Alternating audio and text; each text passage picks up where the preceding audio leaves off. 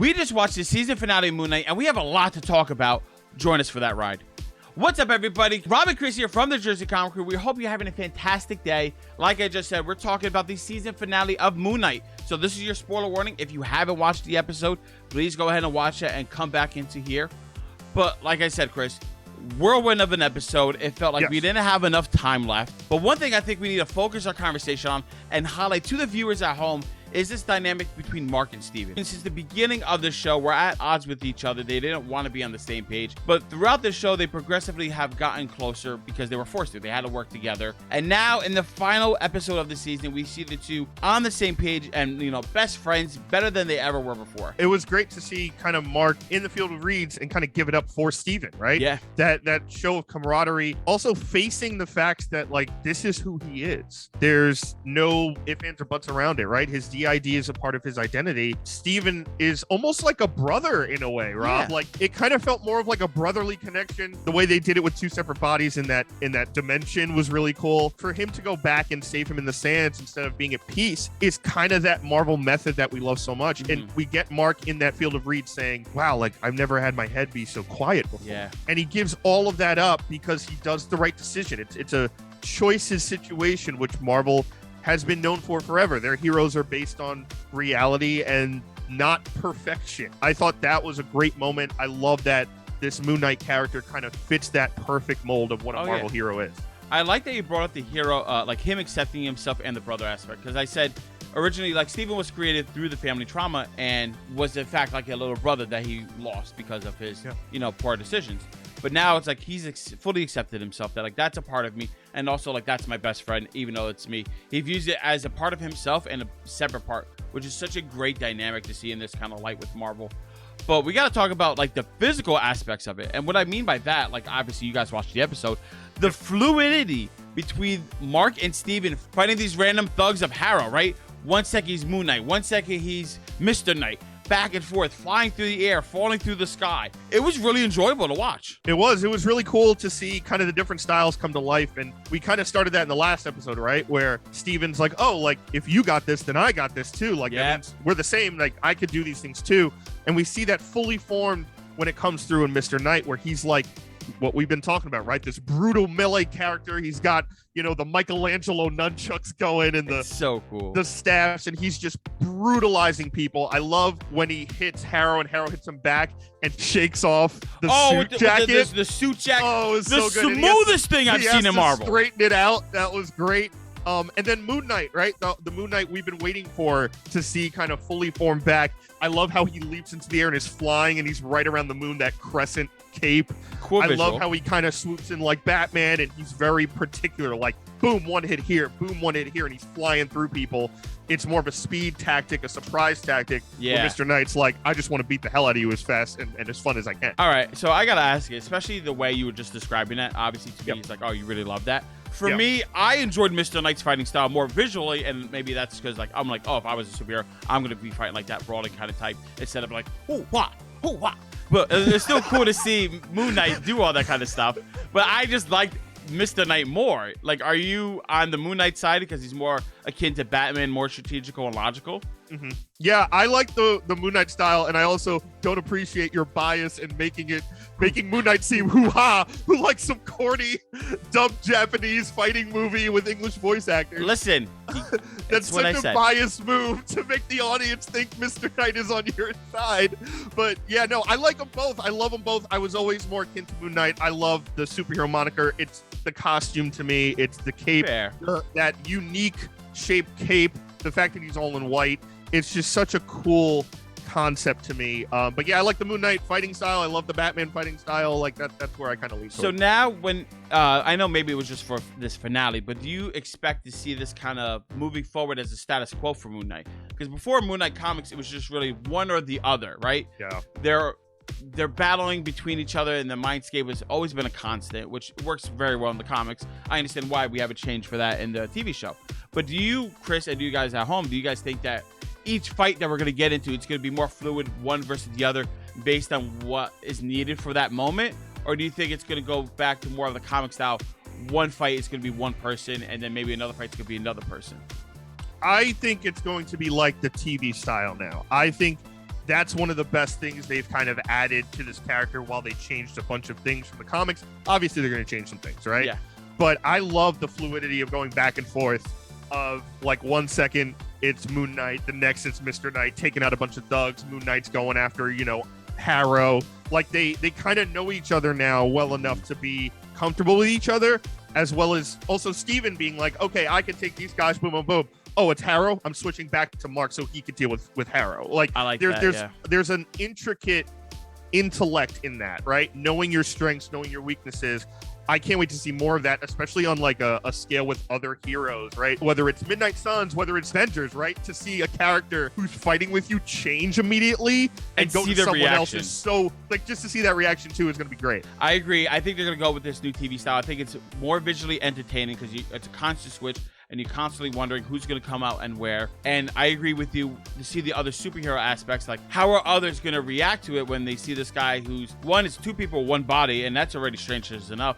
But while they're fighting, you get a full costume change in a split second, and they're gonna be like, "What is going on here?"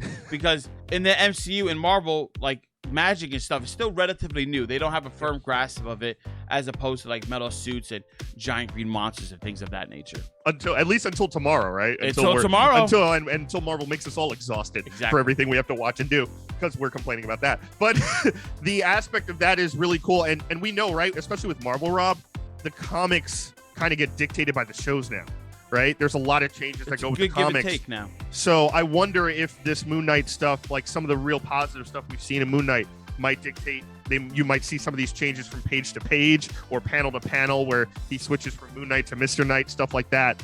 But yeah, I'm really interested to see that going forward and kind of see where this takes Moon Knight into either a second season or some other collaboration. You were mentioning other heroes working with Moon Knight, and it'd be a shame not to bring up Layla in this episode. Layla essentially became her own superhero, right? Yes. She allowed the Egyptian goddess Tawari to inhabit her, the goddess of protection, so that way she could fight alongside Moon Knight to stop Harrow, to stop Amit from taking over the world. I thought it was very cool visually. I thought it was very fun to see. I don't know if I wanted that now because there was so much we had to do in this one episode. I was like, I could have enjoyed that being a season 2 kind of thing. But still, looking at what it did in this episode, her fighting was fine. It was fluid. They did the wing things and flying better than DC did with Wonder Woman, I think, personally. Fantastically. Like, it was smooth, and I was really fun to see. And the moment where the little girl goes to her and says, "Are you an Egyptian superhero?" Yeah. I love that, right? I thought it was fantastic. I was like, oh my God, yes, representation. Awesome, amazing. Yep. And I'm sure there's going to be trolls out there, but like, they didn't have to do this as pandering. It's not for you, man. It's not for you, little Jerry living in the basement. It's for all those people that... Not for you, Chad. Yeah, Chad. It's for all the people who don't have random it. white name here. Exactly.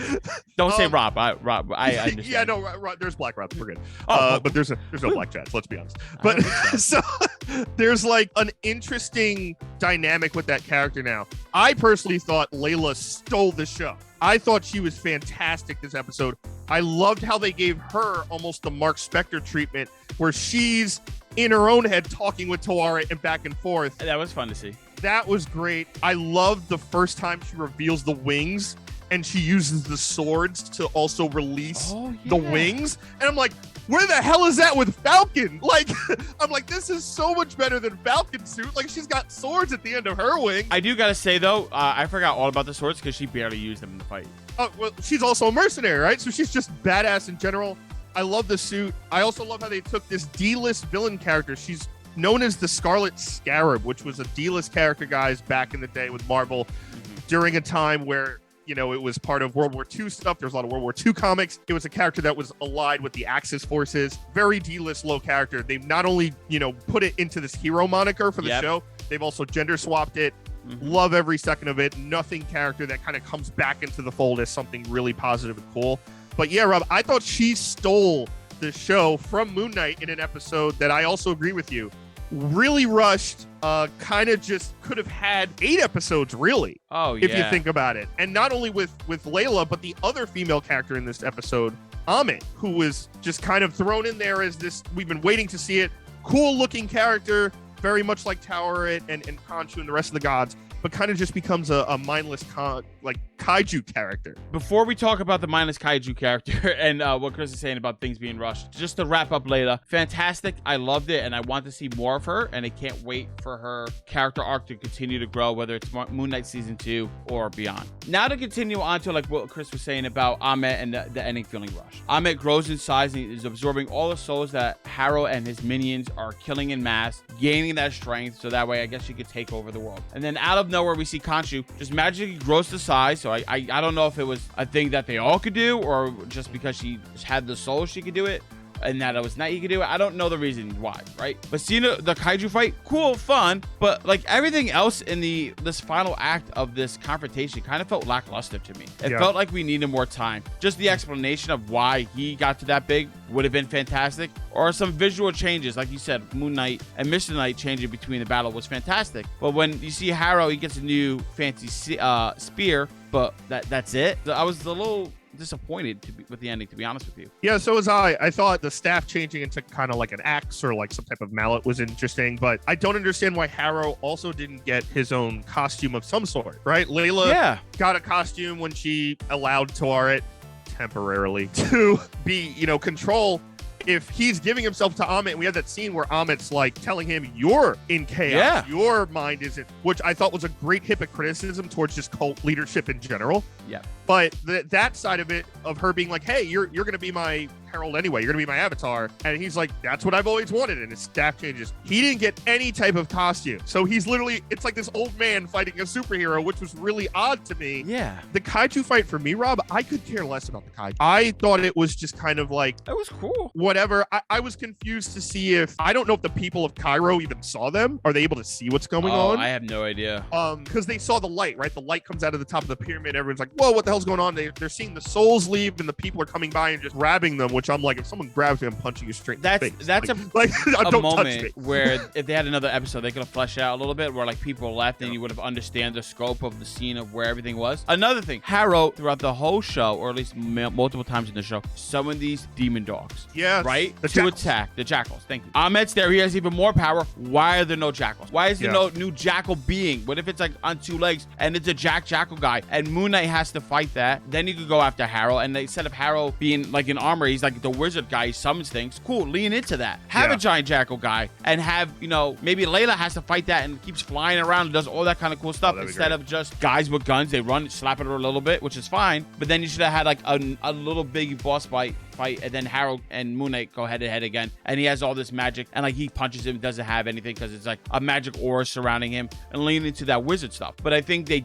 couldn't do that, one, because of budget, because what I just said cost millions of dollars, but 2, they didn't have enough time, right? They had to do all this kind of stuff in a short window. And then let's not forget the elephant again in the room, where Harrow they become, I guess, the vessel of Ahmet, and Ahmet's in him, and she's trapped. Okay, sure. All in one episode. All in one episode, yeah. And I was like, okay, but like also the other people are doing that, and that's fine, and they're cool with that. What does that really mean? And they're about to kill him, and he's like, I'm gonna kill him. And Khonshu's like, yeah, do it. He's terrible. And he's like, do it, yeah, do it. No, you want me to do it? I'm not gonna do it. And we're like, what are you doing? He just killed thousands of people. You're a mercenary. Kill the son of a gun. And they're like, nope. And I was like, and then you see him again in the mental facility, and I guess he went crazy because a god's in there. What? We needed more time. I'm worried that this is the crux of where we're going now with these businesses, these massive multi-billion-dollar companies. Where, and I know I'm sorry to shift it towards that, but that's how I felt in this episode. It was 6 episodes. It's very short. Moon Knight's not a very well-known character in the comics, or people who don't read comics know little to nothing about Moon Knight. This is kind of a test. The first episode of the show was fantastic. I still believe strongly that is the greatest start to any of the Disney Plus series we've seen, including Star Wars. I know that's blasphemous to say on Star Wars Day, but including Star Wars, I think Moon Knight started off better than anything. And it, to me, kind of slowly couldn't keep up with that first episode. And we see that culminate in this episode where, yeah, naturally, it should probably be 8 episodes, right? But money constraints, we don't know if the character is going to be good or not. We don't know. Like, it's almost like all this business stuff in the background came to fruition and said, let's test it out, see how it does. If it's a hit, great. We made a bunch of money. We can continue it. If it's not, we'll throw them in the background of a team or something, right? Like it's one of those scenarios. I don't even know if it's just the Moon Knight. I think you're too narrow focused. I disagree with you. Oh no, I'm not saying it's just Moon Knight. I think it's the whole Disney Plus TV series. I feel like they couldn't order more episodes because they're like, this is going to cost us way more money in the long run than like a regular movie, perhaps, right? And it's like, all right, we're investing so much time and effort. We don't know if the concept of at-home TV shows are going to do as well as they did, right? So I think it's like, all right, we could order 6 episodes for this character, maybe 8 for this one. I think all these season 1s and all these shows are a proof of concept more along the lines for Marvel, right? It's like, okay, we know people love it. There's the demand there. Now we could expand these things, make it a little bit longer, and really go at it with these things, or write scripts that are shorter, because I think this whole thing, it was a gauge whether people liked it, whether they thought it was too long, too short. I guarantee you there's somebody sitting at that table saying, are people going to watch 6 hours of this when people complain about 3-hour movie? I don't know if this is enough, right? This might be too much, and I can see that. Yeah, but the other side of it too is, right, like TV shows are what's moving this medium forward now. No, like you said, people aren't going to go see a 3-hour movie. I know people who didn't even go see the Batman just because it was 3 hours. You know what I mean? Like, I know people who are like, oh, if it's a movie, but they just change it to quote unquote miniseries, you'll binge it and watch the same amount of time anyway. Like, it's all in your mind. It's all stupid, right? Like, it doesn't make sense. It's all about the content. Loki was 6 episodes. Look how that ended fantastically. Right? So it's not every single property that is struggling from this symptom, right? Loki had a great story. It was 6 episodes. I thought it fit fantastically. That last episode might have been the best episode of the whole thing. But this in Moon Knight kind of started like slowly going downhill for me. Not saying it's bad, but it was definitely rushed at the end. There was definitely stuff we wanted to see more, right? We've been saying it the whole time. I know that the after credit scene stuff, right? And Jake Lockley stuff we've been talking about this whole time, who it's got to be that person within that stuff we don't see. I get the tease out, but unless we see that stuff, it's always going to be second best, right? Yeah. It's not going to come to your mind in the beginning of like, oh my God, we just saw him take down all these people. We had another blackout stuff in episode 6. So kind of all this rush to get to the ending, tie it with a bow. Okay, this worked. We could do it later. Kind of the more, put more money into it or get more episodes out. Yeah. I think they have to figure that out in a better way, because not every character is obviously the same. Not every managerial style is the same, or writing team, or blah, blah, blah, blah, blah. Sure. Some will need 6, some will need 8, some might need 10. And if it's good, people will watch it. It doesn't really matter. I want to talk about the after credit scene that you just brought up. Yep. I think it's a perfect time to talk about Jake Lockley, right? Yes. Obviously, you guys have watched it. Jake Lockley takes Harrow into a limo. Khonshu's wearing a suit, and I was like, that's pretty cool. That was cool. Turns around and shoots him a couple of times in the head. We assume. Do I think that happened? Maybe not. Soprano style, just shoots him in the back of the car. Right. Very, very cool. Jake Lockley, very sick character. Yeah. But to me, it kind of feels like Jake Lockley's character now is almost switched with Stephen Grant in the comic books and certain aspects. And what I'm focusing on is the money aspect, right? Because the car had Spector on it. It's a nice big limo and stuff like that. I feel like, what if Lockley is this hit? Like, obviously he's the hidden personality, right? But what if Lockley has all this money and does all this crazy stuff, and he's going to be the one that's funding whatever happens in the future when they all work together? And it's obvious that Lockley has his own style completely, and he's his own personality, very separate from the other two. Does this mean we might get a third iteration of a superhero, or does he just stay visually as Moon Knight? I think we're getting a third iteration. I also think Jake Lockley is the only persona that is almost truly just what he was from the comics. Okay. Down to the costume, right? He had the black trench coat, the bowler hat. I thought it was perfect, right? He had the Kangol on. That's how we see Jake Lockley. He's kind of a nighttime private investigator. He's a taxi cab driver. He's driving a limo. I don't think he owns the limo. I just think he's driving it. Okay. I think Lockley coming in, and he has that different accent. I think we've been teased throughout the show 100%. For him. And I think we've seen him in the show. We just don't, some of us just don't picture it, and it takes a couple times to look back. Like the scene in the last episode where he wakes up in the office of Harrow in the mental institution, and there's that Band-Aid over his nose. I think that was Jake. He had kind of more of a Brooklyn accent than Mark. He was kind of this different. When you saw Harrow's bloody footsteps, I think that was Jake when he was talking. He's like, do you see that? And that might have been Jake as well. And I think what Jake is, now that I've seen the whole thing, Rob, is kind of the manifestation of the person that dealt with the beatings from his mother, that dealt with the physical abuse. Because if you think about it, Mark created Steven to not have to be present when his mother was there. Okay. But Steven was created to be the positive side. Mom's great. I call her every day. Nothing's wrong. I think either Steven manifested someone or Mark accidentally manifested Jake as the person that is present while the beatings were happening. While those things were happening to him. And that's why Jake is the most brutal, the most violent of the three. That's why all the blackout periods are when people are dying. Mass amounts of people are just on the floor. And he wakes up and it's like, I blacked out. I don't know what happened. I think that's where Jake comes through at those awful, worst moments in his human psyche is where Jake lives. And I think that's why he's been locked up this whole time, and kind of either Mark not being like, I don't even want to think about him being real, right? He's so dark. He's so down the rabbit hole. And that's why when we might have seen him, he's already bloodied up, kind of like Mark when he was, because Mark is a boxer in the comics too. Yeah. So kind of like that style of it. But yeah, I thought the after credit scene was great. I also love that Khonshu Rob kind of had this plan all together. Like, knew Jake was there. Like, I was never going to let him go. There's Jake. Like, he didn't even know about himself. Exactly. The one other thing I wanted to touch upon, in the comics, I talked about this other character, Hunter's Moon, that was just recently created, right? And he's the other fist of Khonshu. I could, and like he had a black suit and it's like very similar, very cool character. I could see them maybe making Jake Lockley into that, and they were like, all right, we're just gonna wrap it all in one bow, and like he's like the light side of the movement, and Jake Lockley's the dark side of the movement, and go with that whole kind of theme. I'm very curious to see what they're gonna do, and obviously, like comics and movies, they talk to each other, and one influences the other. So maybe this is a completely unique and not even inspiration from the comics, and then the comics is gonna adopt it. I don't know. I'm really excited to see. I can't even imagine visually what he would be.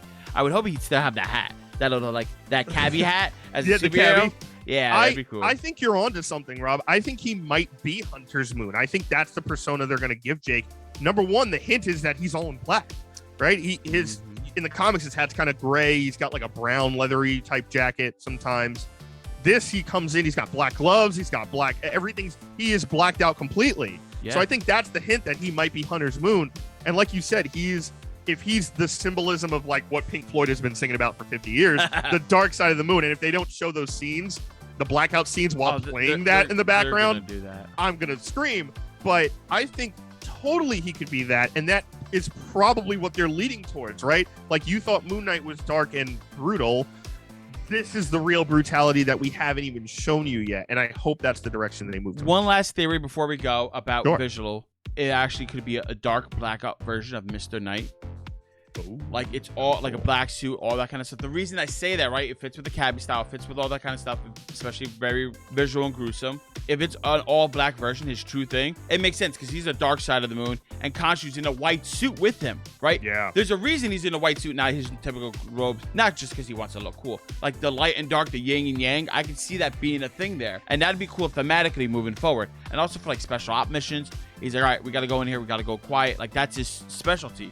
Is like being invisible at night. If you're all black, that's gonna be fantastic and very easy to do. Oh, absolutely. And the Moon Knight stuff, right, guys? We told you from the comics, he wants to be in white. He wants his enemies to see him coming, right? He wants to know he's there. For this Jake Lockley persona, you could be right? He just killed someone execution style, like it was a mob movie. Yeah. He could be in a black suit. He could be a mix of the two, right? Maybe a black suit, but he has the hood. Right? Who knows? Ooh. But I could totally see him being this darker moniker, the darkest of the three, the one that eventually they only let out when it is absolutely necessary, when it's them needing their lives to be saved.